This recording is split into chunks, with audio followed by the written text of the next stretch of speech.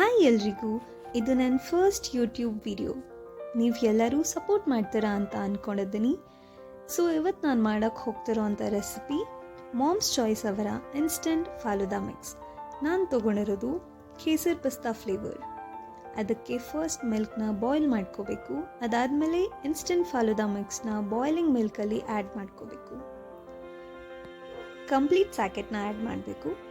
ಅದಾದಮೇಲೆ 2 to 3 minutes stir ಮಾಡಬೇಕು. 2 to 3 table spoon ಅಷ್ಟು ಶುಗರ್ ಆ್ಯಡ್ ಮಾಡಿಕೊಂಡು 10 to 12 ಮಿನಿಟ್ಸ್ವರೆಗೂ ಬಾಯ್ಲ್ ಆಗೋಕ್ಕೆ ಬಿಡಬೇಕು. ಬಾಯ್ಲ್ ಆದಮೇಲೆ 2 to 3 hours ರೆಫ್ರಿಜ್ರೇಟ್ ಮಾಡಿಕೊಂಡು ಅದು ಕೂಲ್ ಆದಮೇಲೆ ಅದಕ್ಕೆ ಐಸ್ ಕ್ರೀಮ್ ಸ್ಲೈಸ್ನ ಆ್ಯಡ್ ಮಾಡಿಕೊಂಡು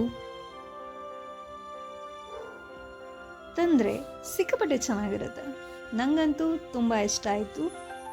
ಥ್ಯಾಂಕ್ಸ್ ಫಾರ್ ವಾಚಿಂಗ್. ಹೀಗೆ ಸಪೋರ್ಟ್ ಮಾಡ್ತಾ ಇರಿ. ಬಾಯ್.